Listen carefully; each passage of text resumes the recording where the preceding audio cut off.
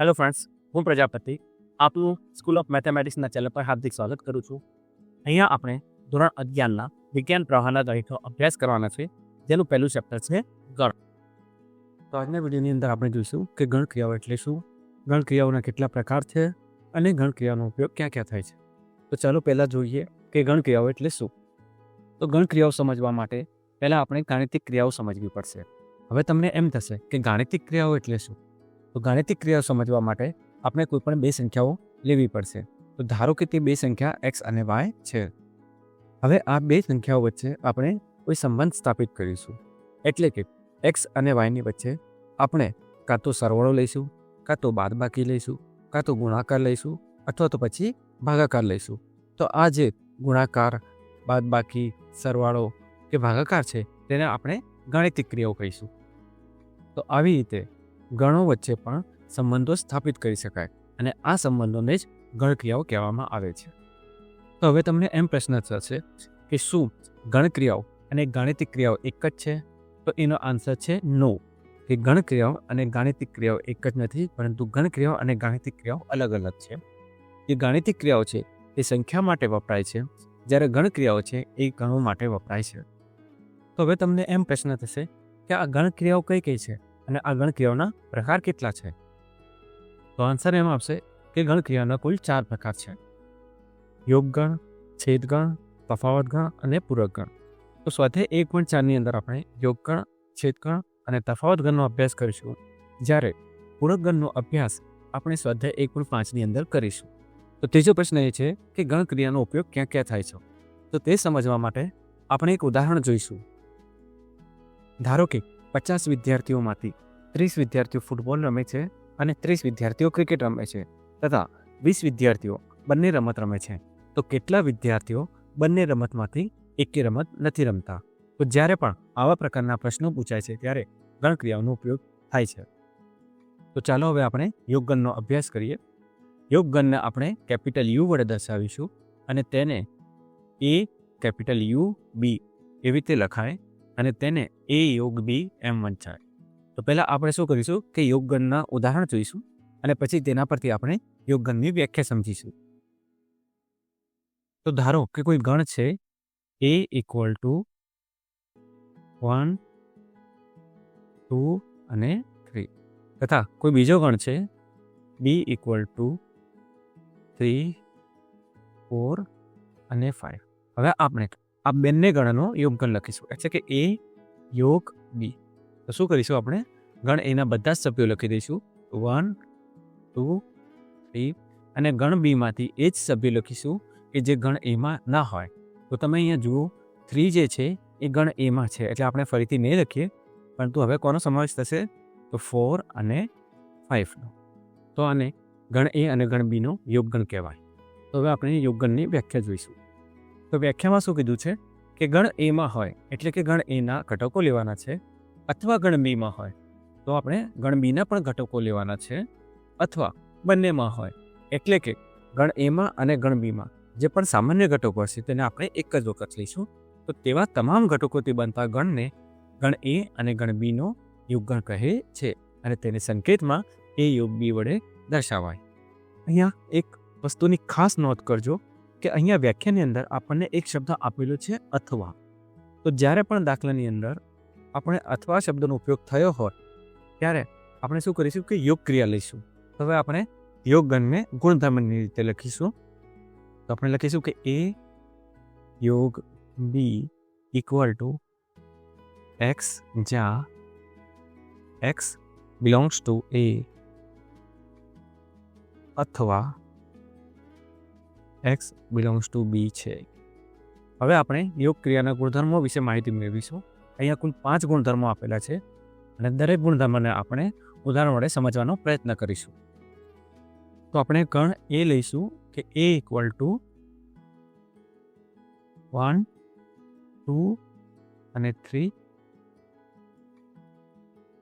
b equal to 2, 3, 4 અને c equal to 3, 4 અને 5. તો ચાલો પહેલાં જોઈએ પહેલો ગુણધર્મ. તો પહેલો છે ક્રમનો નિયમ. તો એમાં આપણે ઉદાહરણ જોઈશું. કે અહીંયા આપણને કીધું છે કે એ યોગ બી એટલે કે એ યોગ બી કેટલા થશે 1 2 3 અને 4 થશે. પછી આપણે લઈશું બી યોગ એ. બી યોગ એ કેટલા થશે 1 2 3 અને 4. તો તમે અહીંયા જોઈ શકો છો કે એ યોગ બી ઇક્વલ ટુ બી યોગ એ છે. તો એનો મતલબ એમ છે કે યોગ ક્રિયાની અંદર કોઈપણ ગણને આગળ મૂકવામાં આવે અને બીજા ગણને પાછળ મૂકવામાં આવે તો તેના આન્સરમાં કોઈપણ પ્રકારનો ફેરફાર થતો નથી. તો હવે આપણે બીજો નિયમ જોઈશું. બીજો નિયમ છે જૂથનો નિયમ. તો આપણે પહેલાં એની ડાબી બાજુ લઈશું. તો ડાબી બાજુમાં આપણને આપેલું છે કે એ યોગ બી. તો એ યોગ બી શું થશે 1 2 3 અને 4. પછી શું કીધું છે કે એ યોગ બી યોગ સી. તો એ યોગ બી કેટલા હતા 1 2 3 અને 4. યોગ સી શું છે 3 4 અને 5. તો આન્સર શું આવશે કે 1 2 3 4 અને 5. આને નંબર આપો 1. તો હવે આપણે જમણી બાજુ જોઈએ. જમણી બાજુમાં શું આપેલું છે બી યોગ સી. બરાબર. તો બી યોગ સી શું થશે 2 3 4 અને 5. પછી શું છે કે એ યોગ બી યોગ સી. તો એ શું છે 1 2 3 યોગ બી યોગ સી શું છે તો 2 3 4 અને 5. આન્સર શું થશે 1 2 3 4 અને 5. આને નંબર આપો 2. તો 1 અને 2 પરથી તમે જોઈ શકો છો કે એ યોગ બી યોગ સી ઇક્વલ ટુ એ યોગ બી યોગ સી થશે. એટલે કે કોઈ પણ બે ગણનું યોગગણ લેવામાં આવે અને પછી તેનો જે આન્સર આવે તેને ત્રીજા ગણ સાથે યોગગણ કરવામાં આવે તો આન્સર તેનો તે જ રહે છે. આન્સરમાં કોઈ પણ પ્રકારનો ફેરફાર થતો નથી અને આને જૂથનો નિયમ કહે છે. તો ત્રીજું જોઈશું એકમ ઘટકનો નિયમ. અહીંયા 5 ને યોગ ક્રિયાનો એકમ ઘટક કહે છે. તો જોઈએ આપણે શું લખ્યું છે કે એ યોગ 5. ઓકે. એ શું છે 1 2 અને 3 છે. યોગ 5 એટલે ખાલી ગણ છે. એનો આન્સર શું આવશે 1 2 અને 3. પરંતુ 1 2 અને 3 એ કયો ગણ છે એ ગણ એ જ છે. બરાબર છે. તો આને એકમ ઘટકનો નિયમ કહે છે કે જ્યારે પણ ગણને ખાલી ગણ સાથે યોગ ક્રિયા કરવામાં આવે તો તેનો જવાબ તે ગણ પોતે જ આવે છે. તો ચોથો નિયમ છે સ્વયંઘાતી નિયમ. એટલે કે કોઈ પણ ગણનો પોતાની જોડે જ યોગ કરવાથી તેનો આન્સર તે ગણ જ આવે છે. તો ચાલો જોઈએ કેવી રીતે. આપણે લખીશું એ યોગ એ. એ એટલે શું 1 2 3 યોગ ફરીથી એ લખીશું 1 2 3. આનો આન્સર શું આવશે 1 2 અને 3. પરંતુ 1 2 અને 3 એ કયો ગણ છે એ ગણ એ પોતે જ છે. એટલે કે એ યુ એ ઇક્વલ ટુ એ થાય. હવે પાંચમો નિયમ જોઈશું કે યુનો નિયમ. યુ એટલે કે સાર્વત્રિક ગણ એટલે કે સાર્વત્રિક ગણનો નિયમ. તો અહીંયા કહેવાનો અર્થ એમ છે કે કોઈ પણ ગણનો સાર્વત્રિક ગણ સાથેનો યોગ ગણ તે સાર્વત્રિક ગણ જ થશે. ઓકે. તો જોઈએ કેવી રીતે. તો ધારો કે આપણે કોઈક સાર્વત્રિક ગણ લઈ લઈએ યુ ઇક્વલ ટુ 1 2 3 4 5 અને 6. બરાબર છે. હવે આપણે યુ એટલે કે સાર્વત્રિક ગણ યોગ એ ઇક્વલ ટુ યુ શું છે 1 2 3 4 5 અને 6. યોગ એ શું છે 1 2 3. આન્સર શું આવશે 1 2 3 4 5 અને 6. પરંતુ આ શું છે આ ગણ યુ પોતે છે. તો કહેવાનો અર્થ એમ છે કે કોઈ પણ ગણનો સાર્વત્રિક ગણ સાથેનો યોગ ગણ સાર્વત્રિક ગણ જ થશે. તો હવે આપણે સમજણ ખાતર યોગ ક્રિયાને ગુણાકાર તરીકે સમજો. એટલે કે યોગ ક્રિયા ગુણાકાર ક્રિયા છે. તો એ યોગ બી એટલે કે ધારો કે આપણે 2 છે અને 4 છે તો 2 ગુણ્યા 4 ઇક્વલ ટુ 4 ગુણ્યા 2 થાય. બરાબર છે. અહીંયા સંખ્યા આગળ પાછળ કરવાથી કોઈ પણ પ્રકારનો ફરક પડતો નથી. પછી બીજું જોઈએ શું કીધું છે કે 2 × 4 × 5 એટલે થાય 40 થાય. તો તેવી જ રીતે 2 × 4 × 5 પણ 40 જ થશે. બરાબર છે. અને પછી 5 જે છે એ 5ને આપણે 1 સમજીશું. બરાબર. તો 2 × 1 = 2. બરાબર. તો જે 2ની સાથે 1નો ગુણાકાર કરવાથી 2 જ મળે છે. બરાબર. તો 5 આપણા માટે અહીંયા એકમનો ઘટક છે.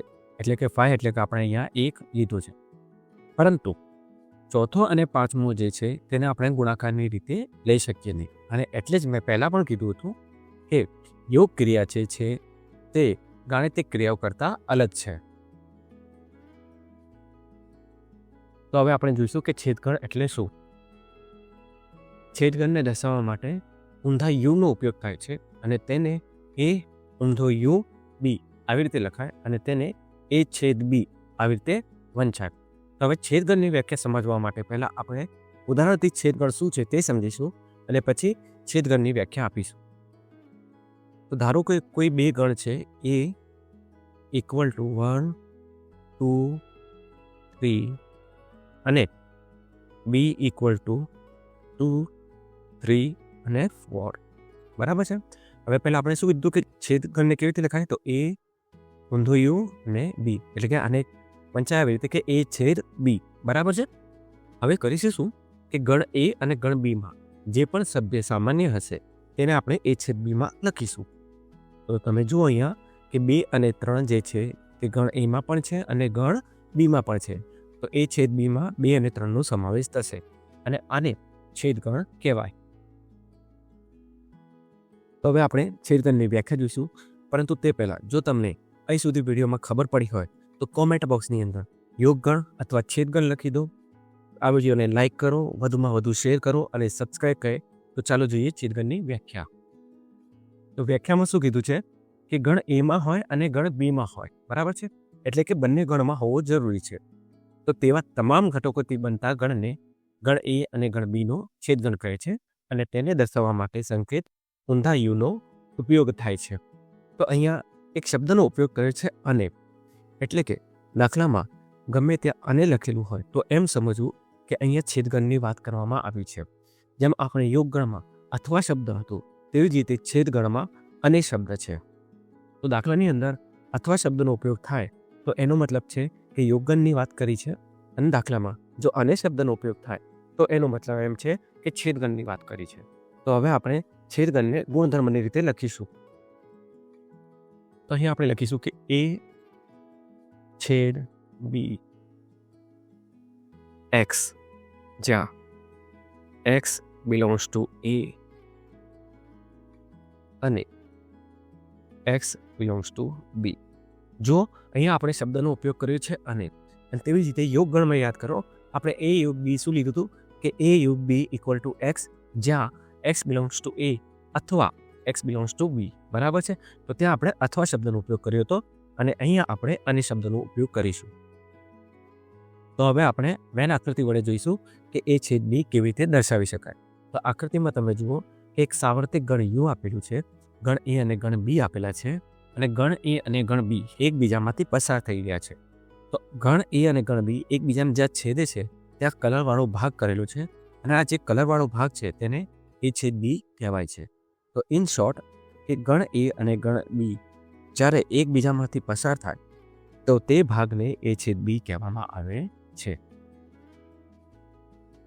તો હવે આપણે છેદક્રિયાના ગુણધર્મો જોઈશું. તો યોગ ક્રિયાની જેમ છેદક્રિયામાં પણ કુલ 5 ગુણધર્મો છે, પરંતુ ત્રીજા નંબરની અંદર 2 ગુણધર્મો આપી દીધા છે એટલે આપણને અહીંયા 4 ગુણધર્મો દેખાય છે. અહીંયા એક 5મા નંબરનો પણ ગુણધર્મ છે, પરંતુ એમાં છેદક્રિયા પણ છે અને યોગ ક્રિયા પણ છે. એટલા માટે હું તેને અલગથી ડિફાઇન કરી રહ્યો છું. તો યોગ ક્રિયાની જેમ છેદક્રિયાના પણ ગુણધર્મોને આપણે ઉદાહરણની રીતે સમજીશું. તો ધારો કે કોઈ ગણ છે a = 1 2 3 b = 2 3 4 અને c = 3 4 અને 5. તો ચાલો પહેલો નિયમ જોઈએ. પહેલો નિયમ છે ક્રમનો નિયમ. તો એમાં જુઓ કે ડાબી બાજુએ શું લખ્યું છે a/b. બરાબર છે. એ એટલે 1 2 3 છેદ બી એટલે 2 3 4. હવે આપણે શું કરવાનું છે કે ગણ એ અને ગણ બીની અંદર જે પણ સભ્યો સામાન્ય છે તેને આપણે છેદગણ તરીકે લખીશું. તો અહીંયા 2 અને 3 જે છે તે બંને ગણમાં સામાન્ય છે અને તેથી એ છેદ બી આપણે 2 અને 3 થશે. આને આપણે 1 નંબર આપીશું. હવે આપણે જમણી બાજુ જોઈશું કે બી છેદ એ. બી શું છે? 2 3 4 છેદ એ શું છે? 1 2 3. ફરીથી બંને ગણમાં જે પણ સભ્યો હશે તેને કોમન લઈશું તો 2 અને 3 આવશે. આને નંબર આપીશું 2. બરાબર છે. તો 1 અને 2 પરથી જોઈ શકાય છે કે એ છેદ બી ઇક્વલ ટુ બી છેદ એ. તો કહેવાનો મતલબ એમ છે કે છેદગણની અંદર કોઈ પણ ગણને આગળ મૂકીએ અને બીજા ગણને પાછળ મૂકીએ તો તેના આન્સરમાં કોઈ પણ પ્રકારનો ચેન્જીસ થતો નથી. તો બીજો નિયમ છે જૂથનો નિયમ. તો ચાલો જોઈએ જૂથનો નિયમ. પહેલાં ડાબી બાજુ જોઈશું. ડાબી બાજુમાં છે આપણે એ છેદ બી. એ શું છે? 1 2 3 છેદ બી શું છે? 2 3 4. બંનેનો છેદ શું થશે? 2 અને 3. પછી છે એ છેદ બી છેદ સી. એ છેદ બી શું છે? 2 અને 3 છેદ સી શું છે? 3 4 અને 5. બંનેમાં કયા સભ્યો કોમન છે? ફક્ત 3. અને આપણે નંબર આપીશું 1. હવે આપણે જમણી બાજુ જોઈશું કે બી છેદ સી. બી શું છે? 2 3 4. સી શું છે?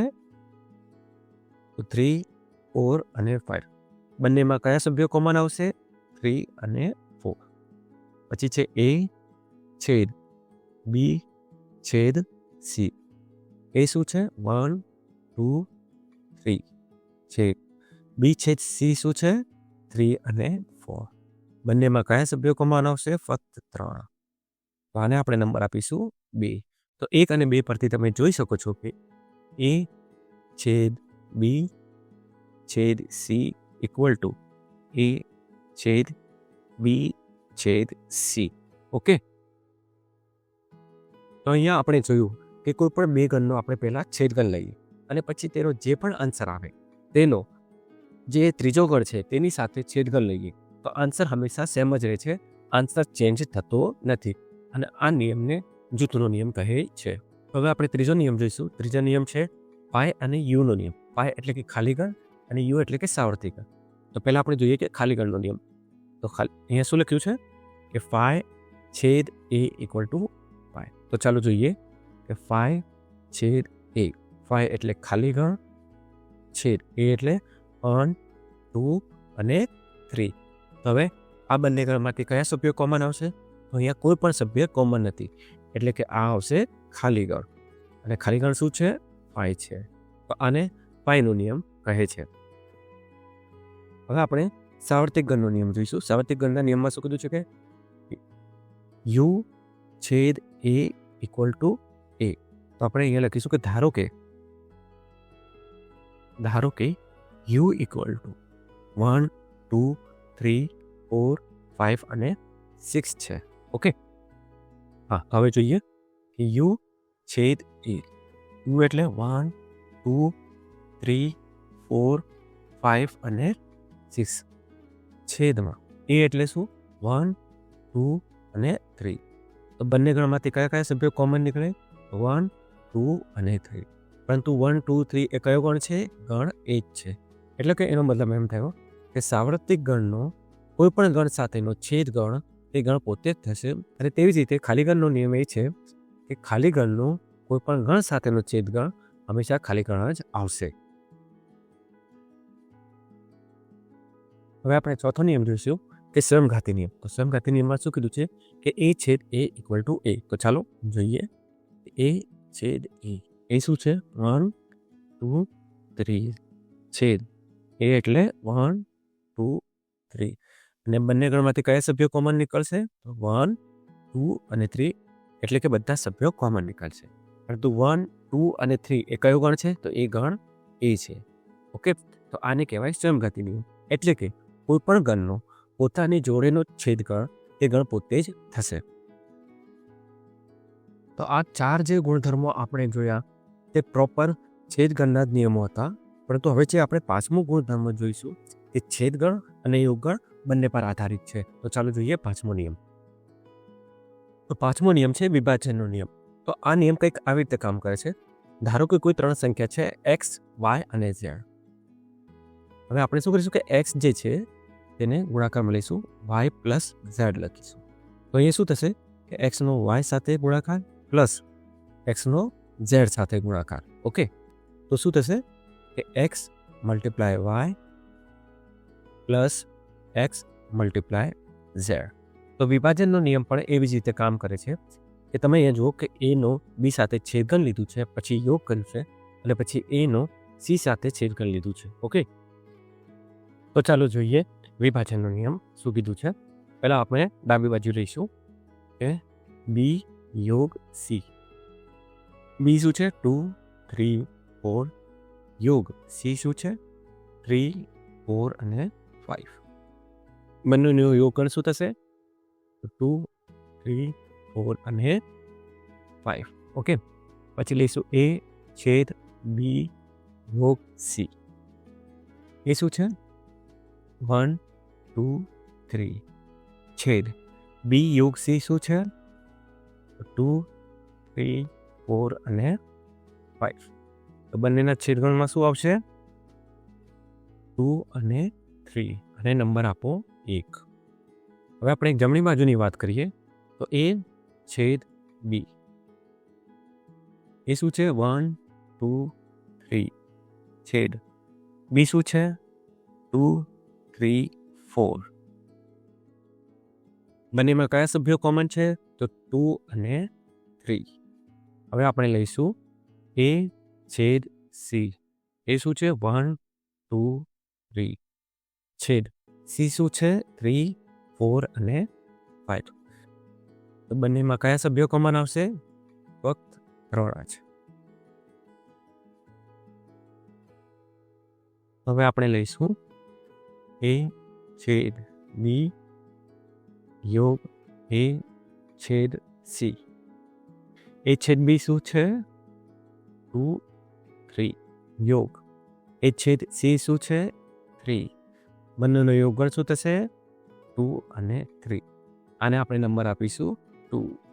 તો 1 અને 2 પરથી તમે જોઈ શકો છો કે a છેદ b યોગ c ઇક્વલ ટુ a છેદ b યોગ a છેદ c થાય, અને આને વિભાજનનો નિયમ કહે છે. તો આપણે શું કરીશું કે જે છેદગણ છે તેને આપણે ગુણાકાર સાથે સરખાવીશું. તો પહેલો નિયમ જો શું કહે છે કે કોઈ પણ સંખ્યાને આગળ કે પાછળ લખવામાં આવે તો તેના જવાબમાં ફેરફાર થતો નથી, અને આને ક્રમનો નિયમ કહે છે. તેવી રીતે તમે જુઓ કે 2 ગુણ્યા 5 કરો કે 5 ગુણ્યા 2 કરો, કોઈ પણ ફેર થતો નથી. આન્સર તો 10 જ આવશે. બીજું છે જૂથનો નિયમ. તો 2 ગુણ્યા 5 ગુણ્યા 3 કરો કે 2 ગુણ્યા 5 ગુણ્યા 3 કરો, આન્સર તો સેમ જ આવવાનો છે. બંને બાજુએ આન્સર 30 જ આવવાનો છે. તો જૂથનો નિયમ પણ અહીંયા લાગુ પાડી શકાય. પછી છે કે વાયને આપણે 0 સાથે લઈએ તો 0 ગુણ્યા 5 કરીએ તો આપણને આન્સર 0 મળે છે. બરાબર છે, આ ખાલી ગણનો નિયમ. અને યુને આપણે ધારી લઈએ કે યુ ઇક્વલ ટુ 1 છે. બરાબર, 1 ગુણ્યા 5 આપણને 5 મળે છે.